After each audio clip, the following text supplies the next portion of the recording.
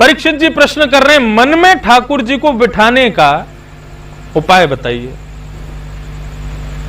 जितने लोग बैठे हैं सब सुने। ठाकुर जी हृदयस्थ कैसे होंगे, उनके लिए क्या क्या नियम अपनाने पड़ेंगे, आप हमको बताइए।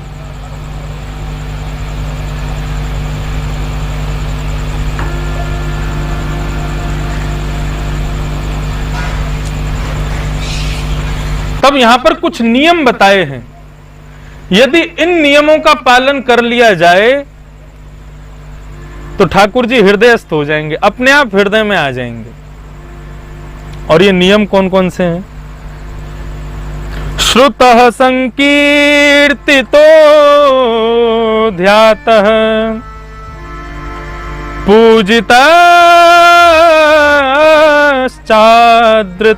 वा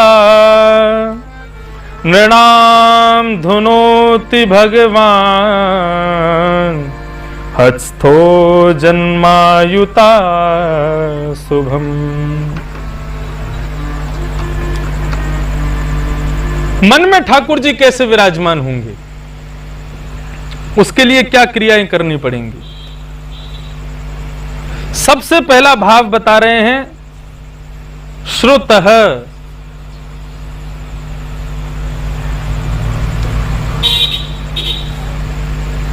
भगवान को हृदयस्थ करने के लिए सबसे पहले अपने श्रवण इंद्रियों को श्रेष्ठ बनाइए, सुनने में रुचि बढ़ाइए, बोलने में नहीं, सुनने में रुचि बढ़ाओ।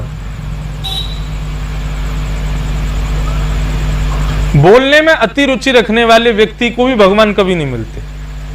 आप लोग मेरी ओर मत देखना, ये तो 4 घंटा बोलते रहते हैं, इनको कैसे मिलेंगे? नहीं, मैं कहता हूं ना कथा में, बोलो कम लेकिन जब बोलो सो हरि कथा। जब बोलो तो मुख से कथा ही निकलनी चाहिए, व्यथा नहीं निकलनी चाहिए। इसलिए सुखदेव जी महाराज कह रहे हैं, बोले कि मन में ठाकुर जी को विराजमान करना है, मन में केशव को विराजमान करना है, तो सबसे पहले सुनो, सुनने में रुचि बनाओ।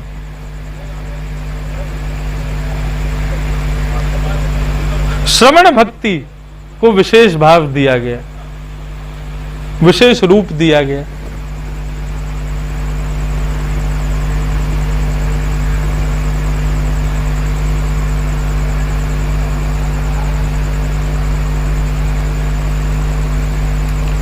दूसरा भाव संकीर्तितो, संकीर्तन।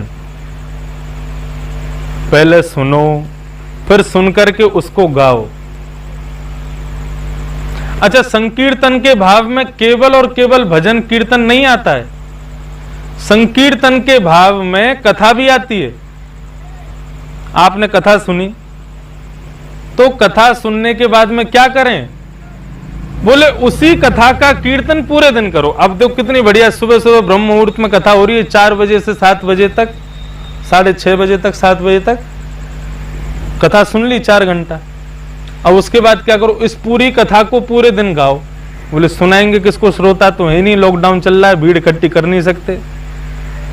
सबसे बड़ा श्रोता आपका खुद का मन है, उसको सुनाओ।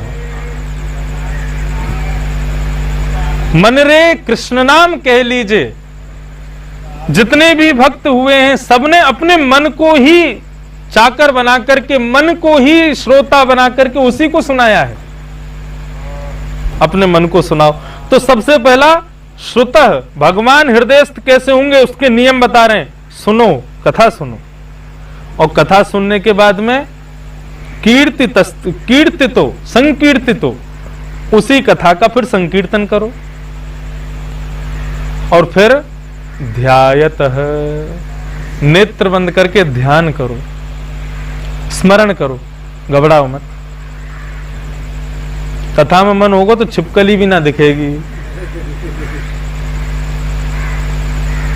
मुंह तो ज्यादा ना डरते होंगे, लेकिन मेरा मन ना लगे कि हाँ है तो है, वो कथा सुनना ही है। तो सबसे पहले श्रुतः, फिर संकीर्तितो, उसके बाद संकीर्तन, और उसके बाद ध्यायतः, ध्यान करो।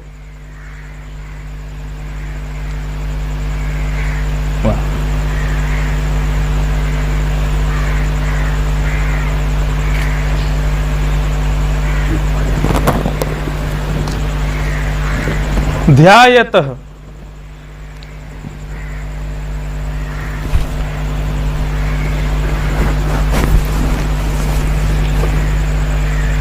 भगवान का ध्यान करो। वास्तव में दर्शन से ज्यादा कठिन ध्यान है।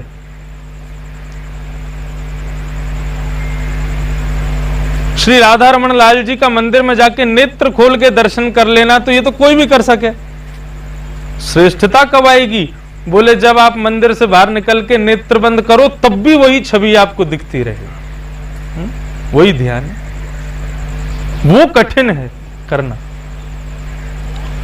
तो सबसे पहले श्रुतः, फिर संकीर्तितो, फिर ध्यायतः, और फिर ध्यान करके अपने हृदय कुंज में ही लाल जी को बिठा करके पूजतः, वहीं उनकी पूजा करो।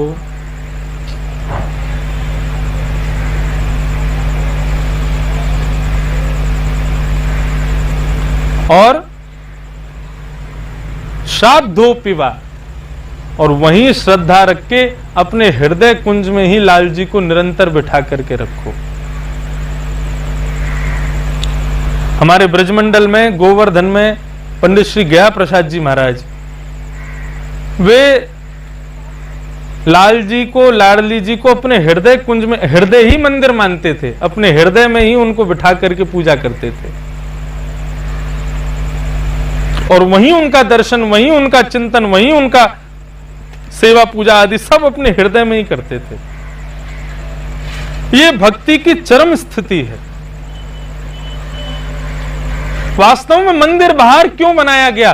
ताकि बाहर की सेवा करते करते इतना अभ्यास हो जाए कि बाहर के ठाकुर हृदय में विराजमान हो जाए। केसी घाट पे एक गोपी बैठ के ध्यान लगा रही, इतने में ही नारद जी आ गए। नारद जी बोले, भैया ब्रजवासिनी है करके ध्यान लगा रही हो, कौन को अपने हृदय में बिठा रही हो? गोपी बोले ध्यान लगा करके कोई को बैठा ना रही हूं, ये कन्हैया हृदय में जाके अटक गयो है, अड़ गयो है, या को ध्यान लगा के बाहर निकाल रही हूं कि नेक बाहर चलो जाए तो कुछ और काम कर लूं। ब्रजवासी ध्यान ना लगा में, ब्रजवासी तो ध्यान करके ठाकुर जी से कहें नेक आध देर तुम घूमे आओ बाहर, तो हम कुछ और काम कर लें।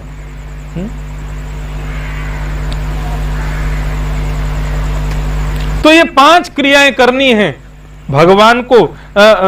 हृदयस्थम कुरु केशव, हृदय में केशव को धारण करने के लिए श्रुतः, संकीर्तितो, ध्यायतः, पूजितः और श्रद्धा।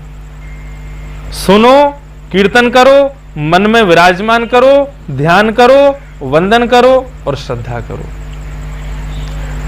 ये केशव हृदय में आ गए तो नृणाम धूनोति भगवान हत्स्थो जन्मायुषा शुभम। तो इसी जन्म में तुमको ठाकुर जी मिल जाएंगे, इसी जन्म में ही भगवत दर्शन हो ही जाएगा। हमको मानव शरीर भगवान ने किस लिए दिया? मानव शरीर देने का सबसे बड़ा अभिप्राय क्या है? जन्मदिन पर कोई पूछे कि आपको सबसे बड़ा तोहफा किसने दिया, तो यही कहना चाहिए भगवान ने दिया। क्या दिया? बोले शरीर दिया। आप मानव बने हो तो इस बात की पूर्ण गारंटी मैं लेके कह सकता हूं भागवत के मंच पर बैठ करके कि भगवान ने आपको मानव शरीर इसीलिए दिया क्योंकि भगवान चाहते हैं कि आपका उद्धार हो। उद्धार हो इसीलिए मानव बनाया है, और क्योंकि मानव शरीर ही अपना उद्धार कर सकता है, और कोई देहधारी अपना उद्धार क्यों नहीं कर सकता? कथा सुनना, ध्यान करना, भगवान की सेवा करना, पूजा करना, दर्शन करना, ये केवल मानव के लिए संभव है और किसी के लिए नहीं है। तो मानव शरीर मिलना, इसका मतलब इस बात की पुष्टि है कि ठाकुर जी ने मन में विचार कर रखा है कि मैं तेरा कल्याण चाहता हूं, इसीलिए मानव बनाया है।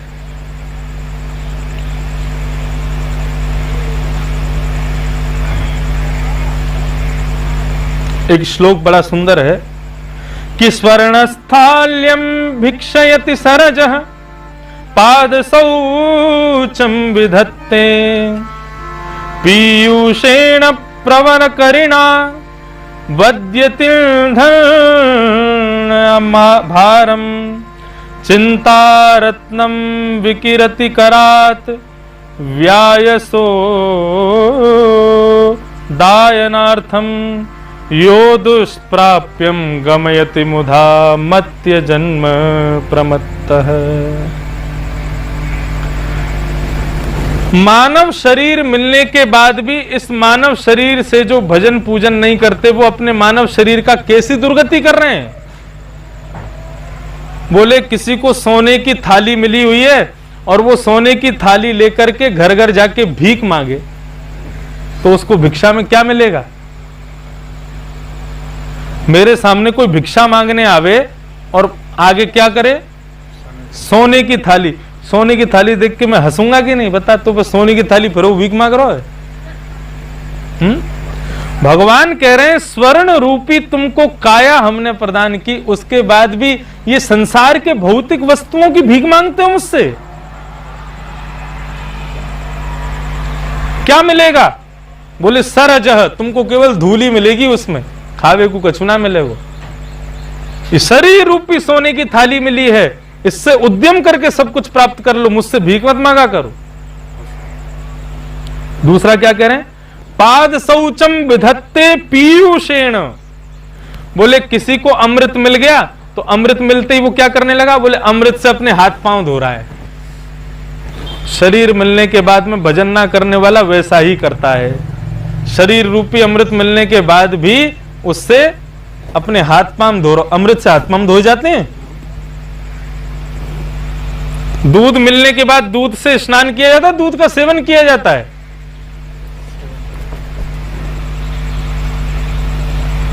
शरीर मिलने के बाद भी भगवत भजन नहीं करता वो व्यक्ति कैसा है, बोले अमृत मिलने के बाद अपने हाथ पांव धो रहे हैं उससे।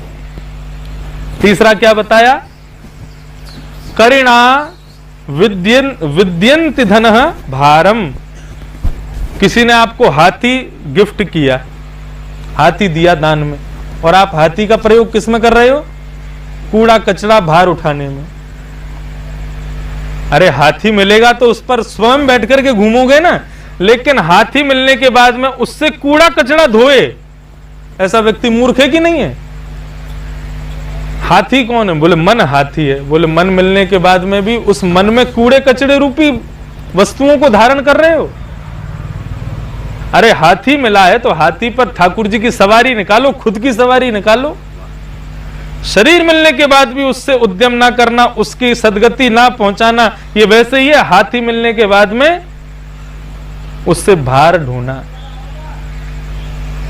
तीसरा क्या बता, बोले चिंता रत्नम विकिरति करात।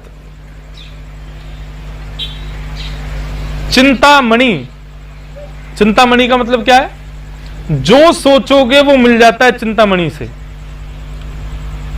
शरीर चिंतामणि है कि नहीं है, है कि नहीं है। आप कुछ भी सोच लो मुझे ये करना है, और यदि आप उसके पीछे लग जाओगे तो ये शरीर रूपी चिंतामणि वो वस्तु आपको दिलाई देगी। भले ही वो चिंतामणि के भाव के रूप में भगवान ही क्यों ना हो, यदि भगवान को प्राप्त करने की भी इच्छा ये शरीर कर ले, दिन रात एक कर दे, तो इस शरीर से जीते जी भगवत दर्शन हो सकता है। बोले लेकिन इस चिंता रत्न के मिलने के बाद भी जो भगवत दर्शन नहीं करता, उसने कैसे व्यर्थ किया इस चिंता रत्न को। बोले किसी को चिंता मणि मिल गई और वो मणि से क्या कर रहा है, बोले अपने बगिया में बैठे कौओं को उड़ाने के लिए पत्थर की तरह इस्तेमाल कर रहा है। बगीचे में कौआ और ये सब पशु पक्षी आके बगीचा उजाड़ रहे हैं किसी किसान का, तो वो उनको उड़ाने के लिए क्या करता है, बोले उसके हाथ में पत्थर पड़ गया, वो चिंतामणि उसका उसको ज्ञान नहीं है, वो उनको कौओं को उड़ाने के लिए उसका प्रयोग कर रहा है। बोले ठीक उसी प्रकार शरीर से जो कभी कृष्ण दर्शन नहीं करता, संसार में ये मेरी पत्नी, ये मेरे बच्चे, ये मेरी माता, ये मेरे पिता, इन्हीं संबंधों को बनाने में लगा रहता है, उसने वही किया, अपनी चिंतामणि रूपी शरीर से कौए उड़ाने का जैसा काम किया। श्री परीक्षित जी महाराज कहते हैं सबसे बड़ी कृपा भगवान की तुम्हारे ऊपर इससे बड़ी हो ही नहीं सकती कि तुम इंसान हो, तुम मानव हो। इससे बड़ी कृपा भगवान की और क्या चाहते हो। तुम देख सकते हो, बोल सकते हो, सुन सकते हो। युधिष्ठिर से पूछा सबसे बड़ा आश्चर्य क्या है, तब श्री युधिष्ठिर जी महाराज कहते हैं भगवान का नाम फ्री में मिलता है, भगवान का नाम गाने वाली जीव हमारे बस में है, इतनी सब व्यवस्थाएं होने के बाद भी मानव अपना कल्याण नहीं कर पाता, ये सबसे बड़ा आश्चर्य है।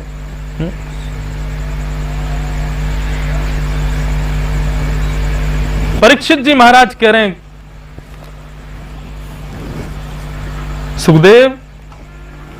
सुखदेव जी महाराज परीक्षित जी से कह रहे हैं, परीक्षित इन 5 कामों को करके अपने हृदय में हृदयस्थम कुरु केशवम, केशव को अपने हृदय में विराजमान कर लो। सब्सक्राइब वाले लाल बटन को दबाएं और कमेंट में राधे राधे जरूर लिखें।